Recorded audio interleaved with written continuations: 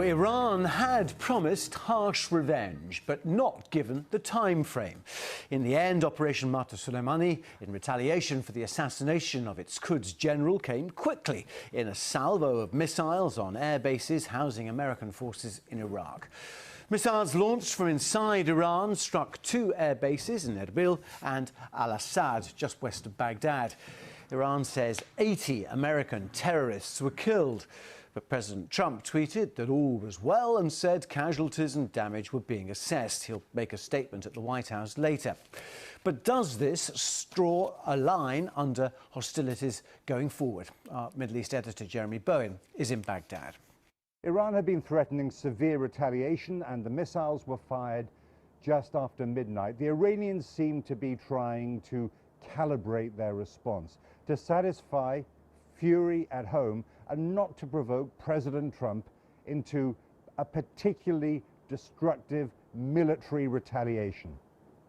The Iranian Foreign Minister, Javad Zarif, said in a tweet, that's the battleground for this diplomacy at the moment, that Iran's actions were rooted in international law, in Article 51 of the UN Charter, which deals with a state's right to self-defense. He seemed in that tweet to be trying to draw a line under retaliation. But then quite a different message came from Ayatollah Khamenei, Iran's supreme leader. He was speaking in Qom, a holy city in Iran, and he seemed to suggest that the night's attacks were not enough. Revenge, that's something else. What happened last night was just a slap in the face. That's something else. The Ayatollah said the corrupting presence of the United States had to be removed from the region. The crowd chanted, "God is greatest," and "Death to America." Even if this is the beginning of the end of the crisis caused by the assassination, the long-term conflict between Iran and the US continues to edge towards war, and that process won't stop without some kind of diplomacy leading to a political deal. There seemed to be one back in 2015 when they signed the Iran nuclear agreement, but President Trump pulled out of that a couple of years ago, and since then this crisis has grown and grown. There remains a really serious danger of war.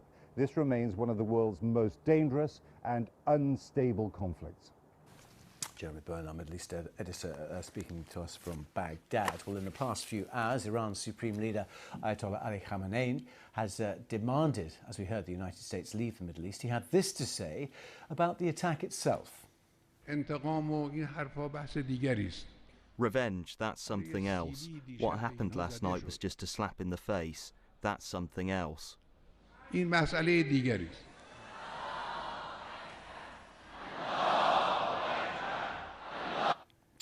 Ayatollah Ali Khamenei. Let's speak to our security correspondent Frank Gardner. As Jeremy was saying, Frank, I mean, slightly different messages coming from the supreme leader and from Iran's foreign minister. What are you reading to that?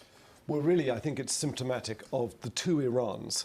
There is what I call the front of house, the fairly sort of emollient statements, relatively mild and moderate, coming from people like the foreign minister, Javad Zarif, who says, you know, we've concluded this, let's draw a line on this, that's the end of it.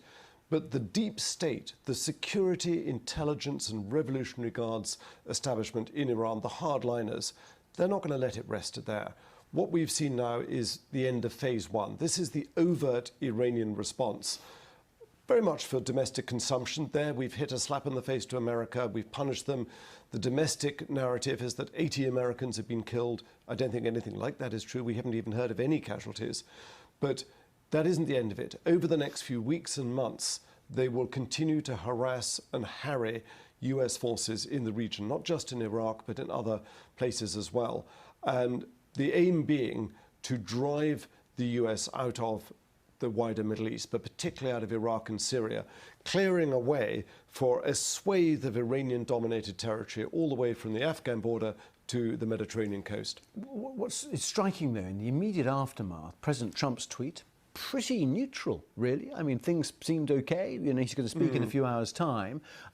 It's as if both sides are trying to keep a lid on this. I mean, is that your sense as well? I mean, is there any suggestion that America could have been tipped off about this? There's no suggestion, but I think it's perfectly possible. I mean, it is extraordinary that 22 ballistic missiles, and these are powerful missiles, accurate as well, could be aimed directly at two bases housing coalition and, you know, US and other forces, and yet there's not a single casualty reported. It's extraordinary.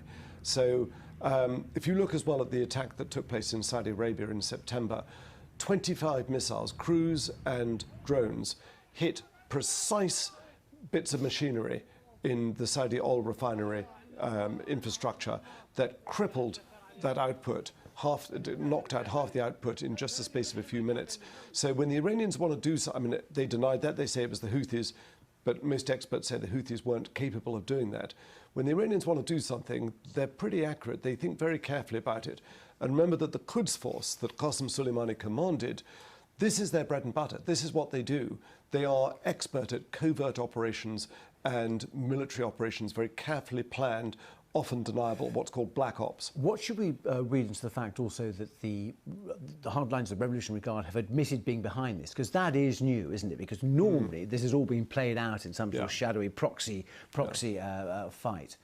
I think there is an acceptance in Washington that given the massive impact that the killing of Qasem Soleimani has had on Iran and the huge crowds, the outpouring of not just grief but calls for vengeance that we saw, they had to do something pretty big and overt and say, yes, we've struck back at it. So yes, you're right. It's unusual. It's exceptional for them to do it. I don't think we're going to see, unless there is an American retaliation, I doubt we're going to see another overt Iranian attack. But we will see some mysterious attacks that probably have the hand of Iran behind them, but it's be hard to actually pin it to its door. Okay, right. So Frank, for now, thank you very much indeed.